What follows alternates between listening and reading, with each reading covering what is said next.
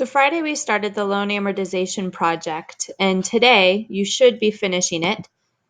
But I'm not there to help you through the calculator, so I wanted to put this together. At this point, you should have put where you wanted to live or work.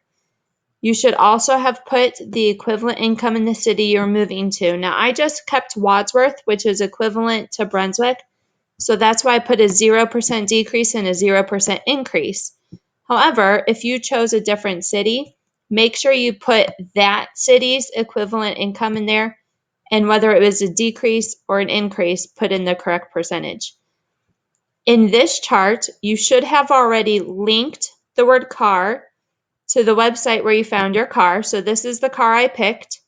You can see the price was $11,995. And in your chart, you're to take that purchase price and multiply it by 0.9. That's because we're going to put down a 10% down payment.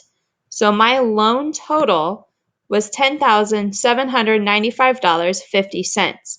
Now this information is going to be critical in tomorrow's journal jam. So make sure you have this all documented somewhere.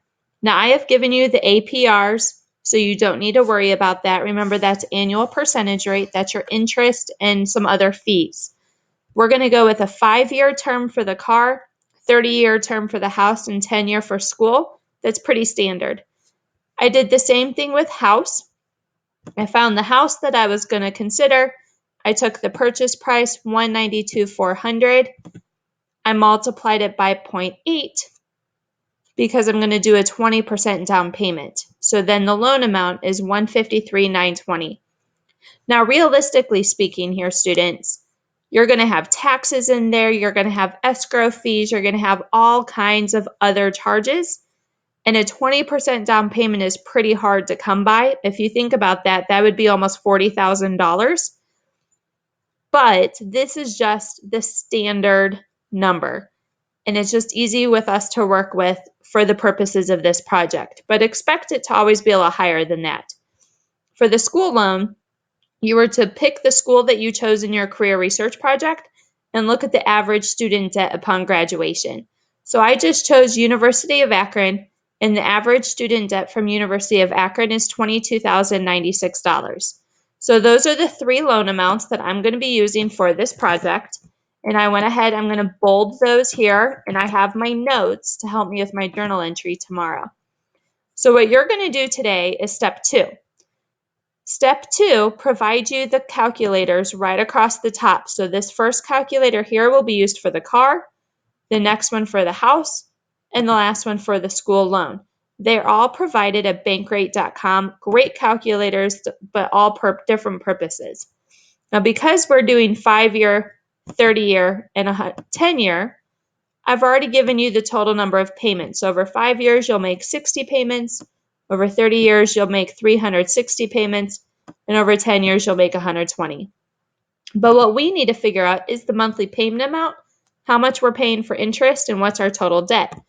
So you're going to click on the link, and it's going to take you to the calculator. Now, I have already plugged in my numbers. At this calculator, you need to put in the loan amount, not the purchase price, but the loan amount. And it may round it. For example, mine was actually had 50 cents, but it just rounded it down. You put in the 5 years, the 4.36% interest, the APR, and you hit calculate. Now, when you hit calculate, it's going to give you the monthly payment over here on the right. But you will see if I hover over this small wedge, it's going to show me exactly how much interest I paid. So over the course of 5 years, I'm going to pay $1,238.89 in interest. So $1,238.89 for interest, and my payment is $200.56. So I'm going to come back and plug in the payment amount. I'm going to plug in my total interest, 1,238.89. And I'm going to go ahead and use a calculator then to add the 1,238.89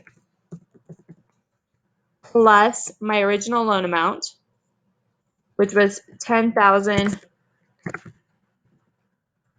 $795.5. So my total debt would be $12,034.39.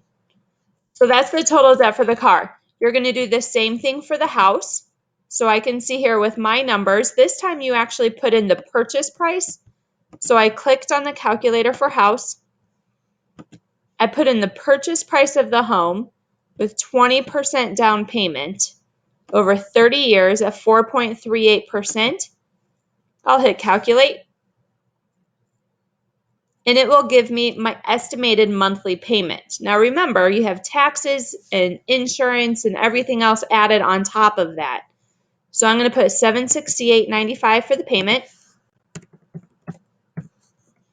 And to find out the total interest paid, I click the amortization payment schedule. So then you have all kinds of information here, but if you click view summary, it will give you the payment by payment breakdown of your entire loan. So you can see payment by payment, how much is going towards my principal, the amount I borrowed, how much is going towards interest, and what's the balance. So if I scroll to the very bottom, after 30 years, I will have paid $122,000, $122,903.39 in interest. I know, it's crazy, but $122,903.39 in interest alone. So then once again, you add that to your original loan amount.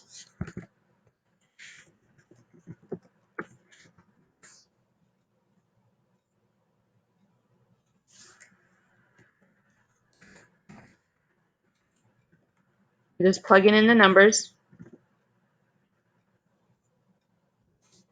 And so for my house that cost $192,400, I'm going to end up paying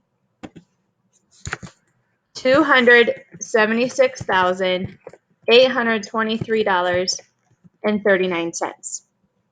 Keep that in mind when you're looking at a longer term or a higher interest rate or a higher principal. So the school loan, very much the same, just looks a little bit different. You plug in your loan amount. The term is 10 years, interest rate 3.76. You have to hit calculate. At first you'll see like a $99 something. That's not correct. So my monthly payment is $221.20. I'll plug that in. For interest, I'm going to come down here and show that amortization table again, just like I did with the house. So I'm going to scroll all the way down, and at the end of 10 years, I will have paid $4,447.95. It's that second to last column, the very last number. So 4447.95. I'm going to add that to my loan amount. And that gives me my total debt. So 26,543.95.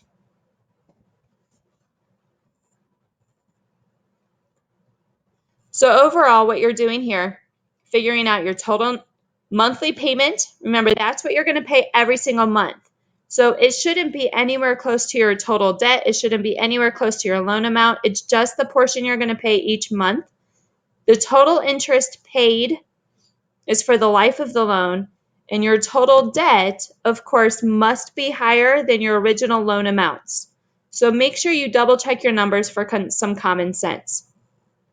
This concludes part 1 of this calculator section.